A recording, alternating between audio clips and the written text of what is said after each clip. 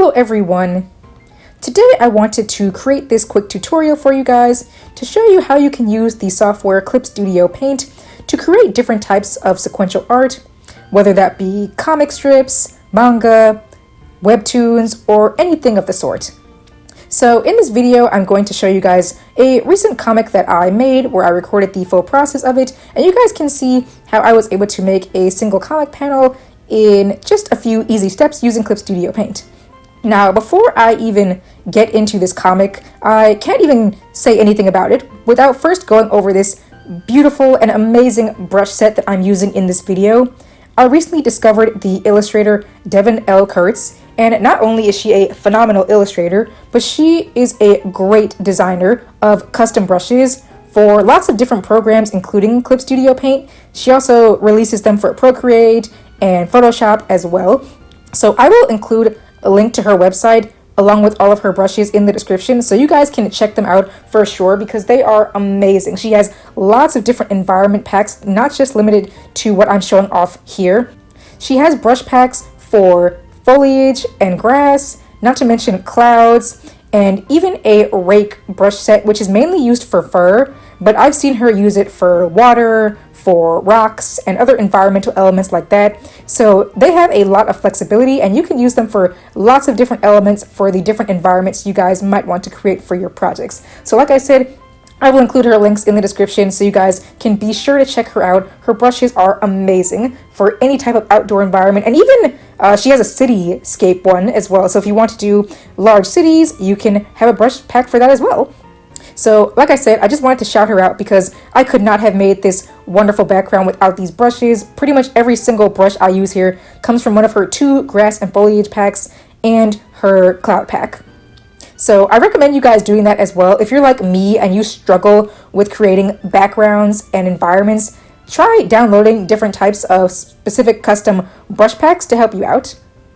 So right now you can see me working on this big grassy field. That's pretty much going to be the majority of this first part of the video is going to be this field. And by the way, the reference for this field is a Bob Ross video that I'm watching as I'm painting alongside with him. I mentioned in my recent painting study videos that even though I am an animator, I've always had an interest in landscape paintings, and I've never been able to have the time to really test that out myself and try them out. So that's what I'm going to be doing here in this video. I have a Bob Ross painting playing, and I'm following along using these brushes as well. And the entire thing made the process so much smoother, not only having a reference, but this brush pack to help me out. So like I said, if you're someone who struggles with any type of background or environment, try to watch some video tutorials to help you out, along with downloading different brushes that can make things just a bit easier. Right now you're seeing me work on some trees, and working on these trees was really funny. You're going to see in just a bit. I was trying to add just a little bit of texture to the trees to emphasize showing off leaves, but I didn't want there to be too many leaves since these trees were just in the background. You're seeing me work on it now, but they weren't a main focal point of this painting. So instead of using leaves that would make it really foliage heavy, I decided to actually use some of the cloud textures that were included in Devin's cloud brush pack, and they ended up working out really nice for me. Again, they gave it just a little bit of texture, but it wasn't too much that I thought it would be overwhelming for elements that are really in the background. So like I said, so many different options with all of these different brush sets, and you guys can, like I said, look around for any type of brush set that resonates with you, resonates with your style. You can probably tell that this brush set, all of them are meant to be more painterly and focused on looking like and resembling Studio Ghibli type elements. Devin mentioned that those are her main inspirations for these different brush sets. So yeah, if you like that anime Studio Ghibli style and different types of watercolors and having that painterly feel, definitely, like I said, check out all of her brush sets and just try them out. Like I said, they're for lots of different programs. You can use them in Clip Studio Paint, Procreate, Photoshop, or you can have different options. So for me, like I said, we're focusing mainly on this element of creating the environment right now, and I ended up taking not too long to create the environment and even the comic itself. I think it took me just around 90 minutes for each of them. So of course for this video I sped everything up entirely, but the majority of this didn't really take too long. And the last thing I'm going to do as I'm adding some extra touches to this environment is to add a little dirt path, which is going to be the main focal area for the actual comic itself. So I'm going to be getting to that portion really soon. I'm just adding a few more touches to the background elements for the farther back portion of the grass. But yeah, overall, I'm going to enjoy creating backgrounds so much more now that I have these brushes, not to mention some other custom brushes I have. Again, anything that makes the process quicker is a definite recommendation from me, whether it be a brush set, whether it be a special template, whatever it takes for you guys to smooth and speed up your process, go right ahead and do that. But like I said, this little dirt path is pretty much the final element that I'm going to be adding to this environment, and after this we're going to get straight into the character work. I'm going to be using the Creativity Crew characters from our activity book series as usual, so I'm going to wrap this up right now and then we can move forward and get straight into the creation of the actual characters and using all the different elements that Clip Studio Paint has for the creation of comics, manga, webtoons, all types of sequential art. Alright, and now it's character time. So, like I said, you guys have seen me and heard me talk about my process for drawing characters within comics already in the past, so I'm not going to talk too much about the actual process here because I've mentioned it already before and I have some other tutorials that I'm going to be making on that in the future as well. So instead of talking about that, I want to tell you guys a bit more about how to make your process of creating different types of sequential art in Clip Studio that much easier. Right now, here's a prime example of a huge recommendation that I always have. Make sure you include every single element of your characters and your environment on different layers. This is so you can work on one element of the comic without necessarily affecting everything. So for example, for the pink character you can see laying down, she has a design where she has this little whipped cream on her head. Both these characters are based off of different foods. So she has this little dollop of whipped cream on her head, and in order to make that really consistent and not have to draw it out every single time, I usually try to reference it from a previous drawing. So over on the side tab for my Clip Studio workspace right now, I have a previous drawing that I recently redid of the characters, making them just look a bit more cartoony, where I have the characters all on different layers, including the whipped cream. So I just grabbed that from that previous drawing and pasted it here in this workspace, and now I have the whipped cream right there. I don't need to draw a rough sketch of it. I have it already as it looks, as it needs to be for the actual character, and later I'm just going to clean it up using the specific inking brush that I have, and that just makes the entire process that much easier. So I definitely recommend that if you have characters with all types of different accessories, different elements to them, please try to put everything on a different layer so that if you need to, for example, you have a character and they're wearing a hat, but you mess up some element of the hat, you don't want to have the hat attached to the character's head and their hair, so that if you erase back the hat, you mess up the hair. Put everything on a different layer, just so you don't have to worry about getting lost and messing different things up if you make one small error. If eventually you want to merge all the layers together just because you like that best, you can go ahead and do that, but try to do that when you're nearing the very final stages of the character and of the environment. I did the exact same thing when I was creating this grassy field. I put all different elements of the field on completely different layers so that if I wanted to change one thing without affecting the entire thing, I could easily do that. Right now, for the character's ears I'm about to work on, I use a special tool right here you can see in Clip Studio Paint, the Symmetry tool.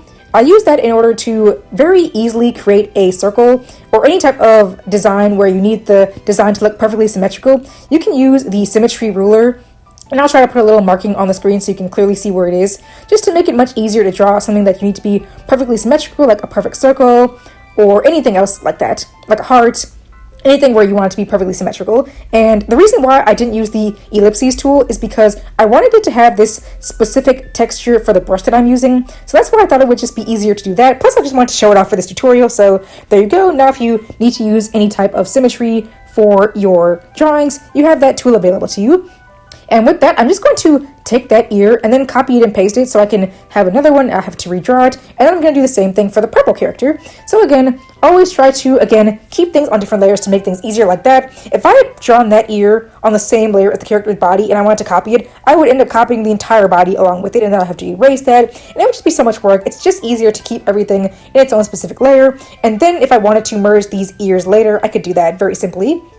So, but right now you're going to see me just continuing on. The reason why you're going to see me drawing different elements of the character, like the character's body with one line and not doing the entire body, is because I'm trying to vary up the line weights. I like to use different sizes for the lines, not too extreme, but for example, I might have the line pressure at the size 6 for one area of the character, and then I'll bump it up a bit to a higher number like 8 or 9. For an area I want to be thicker, I recommend doing that for your characters with their line art because it just makes the character look a bit more visually interesting and it doesn't look as flat if you have different line weights. A lot of people like to do it where, like, if you have a curved line, it might be a bit thicker, whereas a straight line will be thinner, or sometimes people do it vice versa. It's all up to you how you decide it, but definitely try to include different elements of heavier line weights with your characters for their line art, and even for the environment elements as well. For Clip Studio Paint, along with some other programs, you can edit the pen pressure to have the line become even thicker the more hard you press onto the actual pen tool. But if you don't want to have it like that, you don't have to. You can just manually do it the way I'm doing it here. Both are valid options. Again, whichever is more comfortable to you, you can go ahead to do for your work. I just did the exact same thing here with this whipped cream. I made the bottom lines a bit heavier and thicker, whereas the topmost lines are a bit thinner. And I'm going to do the same thing here with this character. I'm not going to have the entire body filled in with one different line, with one singular line stroke, just so I can vary it up and give it a bit more variety and make it look more interesting. But as you can see, we've pretty much finished working on these characters in terms of drawing them out and doing the line art. The last thing I'm going to need to do is color, and that's going to be, like I said, a pretty simplistic process. For color, I pretty much just use the fill paint bucket tool for most of the colors because it's very simple, but there are lots of different ways you can do color in Clip Studio Paint and any other program for that matter. Some people like to use the fill in lasso tool, and some people like to just do it manually by hand, even if it takes longer. Some people just like that effect. So again, whatever is best for you, go ahead and do it. Anything that you enjoy is for the best because you want to have fun with your making these comics and any other type of project for that matter. So I'm going to, like I said, speed through a lot of this. I'm going to make it go even faster because a lot of this is pretty much just some minor refinements here and there. And the main thing I'm going to focus on later is just adding some cleanup and the final elements for the color process. I'm going to stop talking for now and leave you guys with a little bit of music to listen to for just a bit. And then I'm going to come back in once we add in the dialogue along with the final finishing touches. So I'll see you in a bit.